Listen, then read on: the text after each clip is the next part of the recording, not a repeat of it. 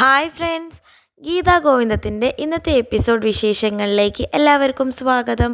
ഇന്നത്തെ എപ്പിസോഡ് തുടങ്ങുമ്പോൾ നമ്മുടെ പ്രിയയാണെങ്കിലോ വിനോദ് വഴക്കിട്ട് പോയതിൽ വിഷമിച്ചുകൊണ്ട് നിൽക്കുന്നുണ്ട്. കാഞ്ചനയാണെങ്കിൽ അവളോട് പറയുന്നുണ്ട്, വിനോദ് വീട്ടിലേക്കൊന്നുമല്ല പോയിരുന്നത്, ആ വിനോദാണെങ്കിൽ രേഷ്മയുടെ അടുത്തേക്കാണ് പോയിരുന്നത് എന്നൊക്കെ പറയുന്നത് കേട്ട് പ്രിയ അവിടെ നിന്ന് ദേഷ്യപ്പെട്ട് പോകുന്നുണ്ട്. അപ്പോൾ രഞ്ജു പറയുന്നുണ്ട് രേഖയുടെ അടുത്ത്, പാവല്ലേ പ്രിയ, എന്തിനാ വിനോദ് അവളോട് ഇങ്ങനെയൊക്കെ ചെയ്യുന്നേ എന്ന് ചോദിക്കുന്നുണ്ട്. അപ്പോൾ രേഖ പറയുന്നുണ്ട്, ഞാൻ ഇപ്പോൾ അതൊന്നും അല്ല ആലോചിക്കുന്നത്, ഗീതു എന്തിനാ എന്നോട് നുണ പറഞ്ഞ് അവളുടെ വീട്ടിലോട്ട് പോയത്, അതാണ് ആലോചിക്കുന്നത് എന്ന് പറയുന്നുണ്ട്. അപ്പോൾ രഞ്ജു പറയുന്നുണ്ട്, CBIനെ വിടേണ്ടി വരുമോ ഇനിയിപ്പോൾ അന്വേഷിക്കുക എന്ന് പറയുന്നുണ്ട്.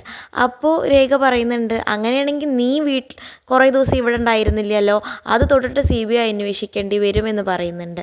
പിന്നീട് രേഖ ആലോചിച്ചുകൊണ്ട് നിൽക്കുന്നുണ്ട്. പിന്നീടാണെങ്കിലും നമ്മുടെ മാർഗഴിയെ കാണിക്കുന്നുണ്ട്. മാർഗഴിക്ക് ഒരു കോള് വരുന്നുണ്ട്.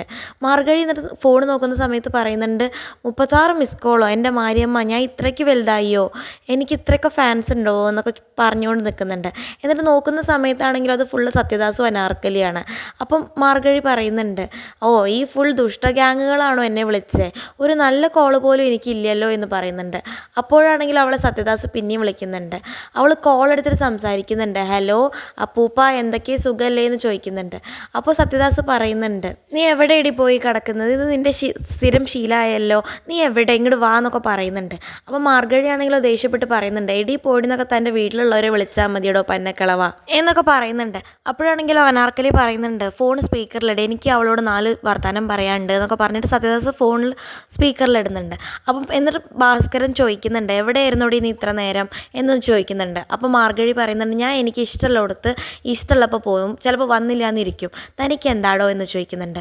അപ്പോൾ അനാർക്കലി പറയുന്നുണ്ട്, കാശ് എണ്ണി തന്നിട്ടല്ലേ നീ ഞങ്ങൾക്ക് വേണ്ടി ഓരോന്ന് ചെയ്യുന്നത്, പിന്നെന്താ, അപ്പോൾ വേഗം വാ എന്നൊക്കെ പറയുന്നുണ്ട്. അപ്പോൾ മാർഗഴി ചോദിക്കുന്നുണ്ട്, ആ നിങ്ങളുണ്ടായിരുന്നോ തള്ളേ, എനിക്ക് വരാൻ സൗകര്യമില്ല, എനിക്ക് ഫോൺ എടുക്കാനും സൗകര്യമില്ല, നിങ്ങൾ എന്ത് ചെയ്യും, ഞാൻ നിങ്ങളെ വിട്ടിട്ട് നിങ്ങളുടെ ശത്രുപക്ഷത്ത് ചേർന്നാലോ എന്ന് ആലോചിക്കുന്നുണ്ട്, എന്ത് പറയുന്നു, ഞാൻ ഇപ്പം തന്നെ ഗോവിന്ദ് സാറിനെ എല്ലാം വിളിച്ചിട്ട് എല്ലാ കാര്യങ്ങളും പറയും, അപ്പോൾ നിങ്ങൾ എന്താ ചെയ്യുക എന്നൊക്കെ ചോദിക്കുന്നുണ്ട്. അപ്പോൾ അനാർക്കലി ആണെങ്കിലോ പറയുന്നുണ്ട്, മാർഗഴി ചതിക്കരുത്, ഞങ്ങളൊന്നും പറയില്ല, നിന്നോട് ദേഷ്യപ്പെട്ടതിന് ഞങ്ങൾ എന്ത് വേണമെങ്കിലും ചെയ്യാമെന്നൊക്കെ അനാർക്കലി പറയുന്നുണ്ട്. അപ്പം മാർഗഴി പറയുന്നുണ്ട്, എന്ത് വേണമെങ്കിലും ചെയ്യുമോ, എന്നാൽ 2 പേരും എന്നോടൊരു സോറി പറഞ്ഞേ എന്നൊക്കെ പറയുന്നുണ്ട്. അപ്പോൾ മാർഗഴി ആണെങ്കിലോ ദേഷ്യപ്പെട്ടിട്ട് സോറി ഒക്കെ പറയുന്നുണ്ട്, അഭിനയിച്ചിട്ട് സോറി മോളെ എന്നൊക്കെ പറയുന്നുണ്ട്. അപ്പോൾ മാർഗഴി പറയുന്നുണ്ട്, അപ്പൂപ്പനൊന്നും പറഞ്ഞില്ലല്ലോ എന്ന് പറയുന്നുണ്ട്. അപ്പോൾ ഭാസ്കരനാണെങ്കിലോ സോറി പറയുന്നുണ്ട്. എന്നിട്ട് പിന്നെ മാർഗഴി ചോദിക്കുന്നുണ്ട്, നിങ്ങളിനി എന്തിനാ 36 തവണ എന്നെ വിളിച്ചതെന്ന് എന്തിനാ വിളിച്ചതെന്നുള്ള കാര്യമൊക്കെ പറയൂ എന്ന് പറയുന്നുണ്ട്. അപ്പോൾ ഭാസ്കരൻ പറയുന്നുണ്ട്, ചേതൻ ഗ്രൂപ്പുമായിട്ടുള്ള കച്ചവടത്തിന് അവർ നാളെ എത്തും, ബാക്കി 90 കോടി നമുക്ക് നാളെ കിട്ടും, അത് നടക്കാൻ നീ നാളെ ഇവിടെ 10 മണിയാകുമ്പോഴത്തേക്ക് ഇവിടെ ഗസ്റ്റ് ഹൗസിൽ എത്തണം എന്നൊക്കെ പറയുന്നുണ്ട്. പിന്നീട് അനാർക്കലി പറയുന്നുണ്ട്, മോളെ ഇത് വരുണു രാധിക അറിയരുത്, നമുക്ക് അവർക്ക് കൊടുക്കാതിരുന്ന അവരുടെ ഷെയറും കൂടെ നമുക്ക് കിട്ടുമല്ലോ എന്നൊക്കെ പറയുന്നുണ്ട്. അപ്പോൾ മാർഗഴി പറയുന്നുണ്ട്, അതൊക്കെ നിങ്ങളുടേത്, ഞാൻ എന്തായാലും നാളെ 10 മണിയാകുമ്പോഴത്തേക്കും ഗസ്റ്റ് ഹൗസിൽ വരാം എന്ന് പറഞ്ഞ് ഫോൺ കട്ട് ചെയ്യുന്നുണ്ട്. എന്നിട്ട് ഭാസ്കരനാണെങ്കിലും അനാർക്കലിയോട് പറയുന്നുണ്ട്, കിട്ടുന്നതിൽ പകുതി അവൾക്ക് കൊടുക്കും വേണം, അഭിനയിക്കുന്നതിൻ്റെ തുക അവൾക്ക് കൊടുക്കും വേണം, എന്നിട്ട് നമുക്ക് കിട്ടേണ്ടതാണെങ്കിൽ അവളുടെ വായിലിരിക്കുന്ന ചീത്ത, എന്തൊരു കഷ്ടമാണ് ഇത് എന്നൊക്കെ പറയുന്നുണ്ട് ദേഷ്യപ്പെട്ടിട്ട് ഭാസ്കരൻ. ഇത് കേട്ട അനാർക്കലി പറയുന്നുണ്ട്, എനിക്കും അവളോട് നല്ല ദേഷ്യമുണ്ട്, എനിക്കും അവളോട് 2 പൊട്ടിക്കാനൊക്കെ തോന്നുന്നുണ്ട്, പക്ഷേ എന്താ ചെയ്യാനാ, ആവശ്യക്കാർ നമ്മളായി പോയില്ലേ, അതുകൊണ്ട് നമ്മളൊന്ന് സഹിക്കുക എന്നൊക്കെ പറയുന്നുണ്ട് അനാർക്കലി. പിന്നീട് അനാർക്കലി പറയുന്നുണ്ട്, അവൾക്ക് മർമ്മവിദ്യ ചെയ്യുക, അതുകൊണ്ട് നമുക്കൊന്നും ചെയ്യാൻ പറ്റില്ല എന്ന് പറയുന്നുണ്ട്. അപ്പോൾ ഇത് കേട്ട ഭാസ്കരൻ പറയുന്നുണ്ട്, ഈ ട്രാൻസാക്ഷൻസ് ഒന്ന് കഴിഞ്ഞോട്ടെ, അത് കഴിഞ്ഞിട്ട് മാർഗഴിക്കുള്ള പണി ഞാൻ കൊടുക്കുന്നുണ്ട് എന്ന് പറയുന്നുണ്ട്. പിന്നീട് മാർഗഴിയും ഗീതുവിനെയും ഗോവിന്ദിനെയും കാണിക്കുന്നുണ്ട്. മാർഗഴിയാണെങ്കിൽ അവരോട് എല്ലാ കാര്യവും മാർഗഴിക്ക് അറിയാവുന്ന എല്ലാ കാര്യവും പറയുന്നുണ്ട്. എന്നിട്ട് മാർഗഴി പറയുന്നുണ്ട്, എനിക്ക് ഇത്ര മാത്രമേ അറിയുള്ളൂ, ബാക്കി നാളെ 90 കോടി തന്നിട്ട് നിങ്ങളുടെ കമ്പ്യൂട്ടറിൻ്റെ കമ്പനി അവർക്ക് കൊടുക്കാനാണ് അവരുടെ തീരുമാനം, ഭാസ്കരൻ്റെയൊക്കെ പ്ലാന്, അതാണ് എന്നെ ഉപയോഗിച്ച് നൽകാനാണ് അവരുടെ പ്ലാന്, ഇത് മാത്രമേ എനിക്കറിയുള്ളൂ എന്നൊക്കെ മാർഗഴി പറയുന്നുണ്ട്. ബാക്കി എന്താണെന്ന് വെച്ചാൽ അളിയൻ തീരുമാനിക്കുക എന്ന് പറയുന്നുണ്ട്. അപ്പോൾ ഗീതു പറയുന്നുണ്ട്, അതെന്താടി അളിയൻ തീരുമാനിച്ചാൽ മാത്രമേ ശരിയാവുള്ളൂ, ഞാൻ തീരുമാനിച്ചാൽ ശരിയാവില്ലേ എന്ന് ചോദിക്കുന്നുണ്ട്. അപ്പോൾ മാർഗഴി പറയുന്നുണ്ട്, നീ തീരുമാനിച്ചിട്ടാണ് നിൻ്റെ കമ്പനി വല്ലവൻ്റെയും പേര് കൊത്തിക്കൊണ്ടുപോകാൻ പോകുന്നത് എന്ന് പറയുന്നുണ്ട്. അപ്പോൾ ഗീതു പറയുന്നുണ്ട്, ആരും കൊത്തിക്കൊണ്ടുപോകാൻ പോകുന്നില്ല എന്നൊക്കെ പറയുന്നുണ്ട്. ചേതൻ ഗ്രൂപ്പ് 100 അല്ല 1000 കോടി തന്നാലും കോടതിയിൽ ഞങ്ങൾ വക്കീലിനെ വെച്ച് അവരെ തോൽപ്പിക്കും എന്നൊക്കെ പറയുന്നുണ്ട്. അപ്പോൾ മാർഗഴി പറയുന്നുണ്ട്, അതെങ്ങനെ നടക്കും? ഞാനല്ലേ അവർക്ക് ഒപ്പിട്ട് കൊടുത്തത്, ഞാനും നീ ഒന്നല്ലേ? നിൻ്റെ മേത്ത് നിൻ്റെ ഉള്ളിൽ വേറൊരു ഗീതു ഉണ്ട് എന്നൊക്കെ രാധികമ്മ പുഷ്പം പോലെ കോടതിയിൽ തെളിയിക്കും, നിനക്ക് വട്ടാന്ന് അവർ പ്രൂവ് ചെയ്യും എന്നൊക്കെ പറയുന്നുണ്ട്. അപ്പോൾ ഗീതു പറയുന്നുണ്ട് അതൊന്നും നടക്കില്ല, എൻ്റെ ഉള്ളിൽ വേറുള്ള ഗീതു നീയാണെന്ന് ഞങ്ങൾ കോടതിയിൽ പ്രൂവ് ചെയ്യും. അപ്പോൾ പിന്നെ ആൾമാറാട്ടത്തിൻ്റെ കേസിന് നീ ഗോതമ്പുണ്ട തിന്നും ജയിലിൽ കിടന്നിട്ട് എന്ന് പറയുന്നുണ്ട്. അപ്പോൾ മാർഗഴി പറയുന്നുണ്ട് ഞാൻ ഇപ്പോൾ ഗോതമ്പുണ്ടൊന്നും അല്ല ജയിലിലുള്ളത്, അതുപോലും അറിയാത്ത മണ്ടിയാണല്ലോ ഗീതു നീ എന്ന് പറയുന്നുണ്ട്. അപ്പോൾ ഗീതു പറയുന്നുണ്ട് ശരിയാ എനിക്കറിയില്ല, കാരണം ഞാൻ നിന്നെപ്പോലെ ജയിലിലൊന്നും കിടന്നിട്ടില്ല എന്ന് പറയുന്നുണ്ട്. ഇത് കണ്ട ഗോവിന്ദ് അവരോട് ദേഷ്യപ്പെടുന്നുണ്ട്. രണ്ടുപേരും ഒന്ന് നിർത്തുമോ, എപ്പോൾ തുടങ്ങിയതാ ഈ വഴക്ക്? നേരത്തെ ഒന്നിൻ്റെ ചിലപ്പോൾ മാത്രം കേട്ടാൽ മതിയായിരുന്നു, ഇപ്പോൾ ഡബിൾ റോളല്ലേ? അവിടെ ഇവിടെ നിന്നിട്ട് രണ്ട് ചെവി എനിക്ക് തുറക്കാൻ പറ്റുന്നില്ല നിങ്ങൾ കാരണം. വെറുതെ അല്ല എൻ്റെ അമ്മായിപ്പോൾ ഒരാൾ മതിയെന്ന് തീരുമാനിച്ചത്, അതിലൊരു തെറ്റും പറയാനില്ല എന്നൊക്കെ ഗോവിന്ദ് പറയുന്നുണ്ട്. അപ്പോൾ ഗീതുവും മാർഗഴിയും മിണ്ടാണ്ടിരിക്കുന്നുണ്ട്. എന്നിട്ട് പിന്നെ ഗോവിന്ദ് പറയുന്നുണ്ട് നാളത്തെ പ്ലാൻ പറയട്ടെ മാർഗഴി, നീ 10 മണിക്ക് അവരുടെ ആളായിട്ട് അവരുടെ ഗസ്റ്റ് ഹൗസിൽ പോകണം. എപ്പോഴേക്കും ഞാനും ഗീതും അവിടെ വരാം. എന്നിട്ട് എല്ലാ കള്ളത്തരവും പൊളിക്കാം. എന്നിട്ട് എന്നെ ചതിക്കാൻ കൂട്ടുനിന്ന വരുണിനെയും രാധികാമ്മേനെയും സുവർണേനെയും എല്ലാവരെയും നമുക്ക് ജയിലിലിടാം. അതെങ്ങനെയുണ്ട്, ആ പ്ലാൻ എങ്ങനെയുണ്ട് എന്ന് പറയൂ എന്ന് പറയുന്നുണ്ട്. അപ്പോൾ ഗീതു മനസ്സിൽ വിചാരിക്കുന്നുണ്ട് സത്യദാസിനെയും രാധികാമ്മേനെയൊക്കെ വീടിൽ നിന്ന് പുറത്താക്കിയൊക്കെ ആക്കിക്കഴിഞ്ഞാൽ അവർ സത്യദാസ് അനാർക്കലിയുടെ മകൾ ആരാന്ന് വിളിച്ച് കൂവുമല്ലോ, അത് നടക്കാൻ പാടില്ല എന്ന് പറഞ്ഞിട്ട് പ്ലാൻ മുടക്കാൻ ശ്രമിക്കുന്നുണ്ട്. എന്നിട്ട് ഗീതു പറയുന്നുണ്ട് എന്ത് പ്ലാൻ, ഈ പ്ലാൻ നന്നല്ല, നമ്മൾ ഈ പ്ലാൻ ഉപയോഗിച്ചാൽ നമ്മൾ കുടുങ്ങുമെന്നല്ലാതെ വേറെ ഒന്നും ഉണ്ടാവില്ല, ഒന്നും നടക്കാൻ പോകണില്ല, ഇത് നന്നല്ല, വേറെ പ്ലാൻ വേണമെന്ന് പറയുന്നുണ്ട്. അപ്പോൾ മാർഗഴി പറയുന്നുണ്ട് ഈ പ്ലാനിന് എന്താ കുഴപ്പം, നല്ല അടിപൊളി പ്ലാൻ അല്ലേ എന്ന് പറയുന്നുണ്ട്.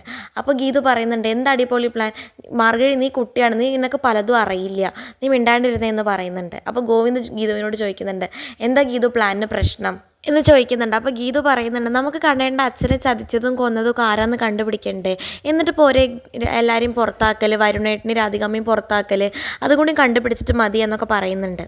അപ്പോൾ ഗോവിന്ദന് മനസ്സിലാവുന്നുണ്ട് രാധികാമ്മ പുറത്താക്കി കഴിഞ്ഞ സത്യദാസ് എല്ലാ സത്യങ്ങളും വിളിച്ച് പറയുമോ എന്ന് പേടിച്ചിട്ടാണ് ഗീതു ഇങ്ങനെയൊക്കെ പറയുന്നത്, അതുകൊണ്ട് അത് തന്നെ നടക്കണം എന്നൊക്കെ പറഞ്ഞിട്ട് ഗോവിന്ദ് പറയുന്നുണ്ട് നീ പറഞ്ഞത് ശരിയാണ് ഗീതു, പക്ഷെ നാളത്തെ പ്ലാൻ മാറ്റണ്ട, ഇത് തന്നെ നടക്കട്ടെ, നാളെ ഇത് മാറ്റാനൊന്നും നിൽക്കണ്ട എന്ന് ഗോവിന്ദ് പറയുന്നുണ്ട്. അപ്പോൾ ഗീതു ആണെങ്കിൽ ഒന്നും മിണ്ടാതെ കേട്ടുകൊണ്ട് നിൽക്കുന്നു. അപ്പോഴത്തേക്കും മാർഗഴി പറയുന്നുണ്ട് വേറൊരു പ്രശ്നം കൂടെ ഉണ്ട്, നാളത്തെ ഡീലിങ്സ് രാധികയ്ക്കും വരുണും അറിയില്ല, കിട്ടുന്ന ഷെയർ 2ആയി ഭാഗിക്കാനാണ് അവരുടെ പ്ലാൻ, ഭാസ്കരൻ്റെ അനാർക്കലിയുടെയും പ്ലാന്, ഇത് രാധികാമ്മയ്ക്ക് അറിയില്ല എന്ന് പറയുന്നുണ്ട്. അപ്പോൾ ഗീതു മനസ്സിൽ വിചാരിക്കുന്നുണ്ട് ഓ രാധികാമ്മയ്ക്ക് അറിയില്ലേ, അപ്പോൾ അവർ നാളെ അവിടെ വരില്ല, അവർ നാളെ വരാതിരുന്നാൽ സേഫാണെന്ന് മനസ്സിൽ വിചാരിക്കുന്നുണ്ട്. അപ്പോൾ ഗോവിന്ദ് പറയുന്നുണ്ട് നാളെ അവരെ വരുത്താനുള്ള ഐഡിയ എനിക്കറിയാം, മാർഗഴി അവരെ വിളിച്ച് 10 മണിക്ക് വിളിച്ച് പറയുക ഇങ്ങനെ ഒരു ഡീലിങ്സ് നടക്കുന്നുണ്ട്, നിങ്ങൾ വേഗം വരണമെന്ന് പറയുക. അപ്പോൾ അവർ കറക്റ്റ് 10 മണിയാകുമ്പോഴത്തേക്കും ഗസ്റ്റ് ഹൗസിൽ എത്തിക്കോളും. അവരെത്തിക്കാനുള്ളതാണോ പാട് എന്നൊക്കെ ചോദിക്കുന്നുണ്ട്. അപ്പോൾ ഗീതുവിനാണെങ്കിലോ പിന്നെയും പേടിയാവുന്നുണ്ട്, അയ്യോ നാളെ അവർ വന്നാൽ സത്യദാസ് എല്ലാം പറയുമല്ലോ എന്നൊക്കെ പറഞ്ഞ് പിന്നെയും ഗീതുവിന് പേടിയാവുന്നുണ്ട്. അപ്പോഴാണെങ്കിലോ ഗോവിന്ദിനൊരു കോൾ വരുന്നുണ്ട്. എന്നിട്ട് ഗോവിന്ദ് പോകുന്നുണ്ട്. അപ്പോൾ ഗീതു മാർഗഴിയോട് പറയുന്നുണ്ട് മാർഗഴി ഒന്ന് വന്നേ, എനിക്ക് നിന്നോട് സംസാരിക്കാനുണ്ട് എന്ന് പറയുന്നുണ്ട്. അപ്പോൾ മാർഗഴി പറയുന്നുണ്ട് എന്താ ഈ ചേച്ചിയോട് എൻ്റെ അനിയത്തിക്ക് പറയാനുള്ളത് എന്ന് പറയുന്നുണ്ട്. അപ്പോൾ ഗീതു പറയുന്നുണ്ട് മാർഗഴി തമാശ വിട്, ഇത് കുറച്ച് സീരിയസ് ആണ് എന്ന് പറയുന്നുണ്ട്. അപ്പോൾ മാർഗഴി പറയുന്നുണ്ട് എന്താ നിനക്ക് പറയാനുള്ള ഗീതു, എന്തായാലും പറയാമെന്ന് പറയുന്നുണ്ട്. അപ്പോൾ ഗീതു പറയുന്നുണ്ട് നാളെ ഇതൊക്കെ അറിഞ്ഞു കഴിഞ്ഞാൽ സത്യദാസ് വലിയ പ്രശ്നം ഉണ്ടാക്കും മാർഗഴി എന്ന് പറയുന്നുണ്ട്.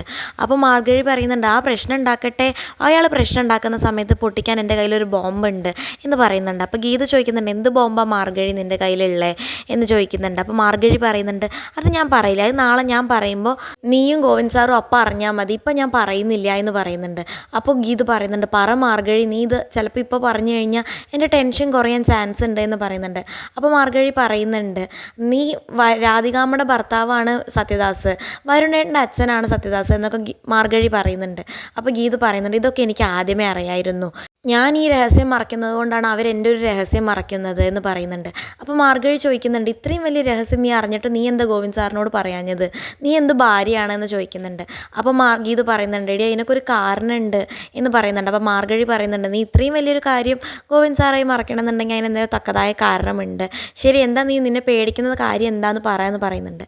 അപ്പോൾ ഗീത പറയുന്നുണ്ട് എടി അനാർക്കലിയുടെ മകള് ആണ് രഞ്ജു എന്ന് സത്യദാസിന് അറിയാം, അയാൾ നാളെ അത് പറയും ഗോവിന്ദേട്ടനോട്, അപ്പോൾ അത് വലിയൊരു പ്രശ്നമാവും, എന്നിട്ട് രഞ്ജുവിനെ ഗോവിന്ദ് സാർ വെറുക്കും, എന്നെയും വെറുക്കും, വിജയലക്ഷ്മി അമ്മേനെയൊക്കെ വെറുക്കും, അങ്ങനെയൊന്നും ഉണ്ടാവാൻ പാടില്ല, ഇതായിരുന്നു എൻ്റെ പേടി, ഇനിയിപ്പോൾ നീ അറിഞ്ഞില്ലേ, നീ എന്തെങ്കിലും ഒരു വഴി പറഞ്ഞതായോ എന്നൊക്കെ പറയുന്നുണ്ട്.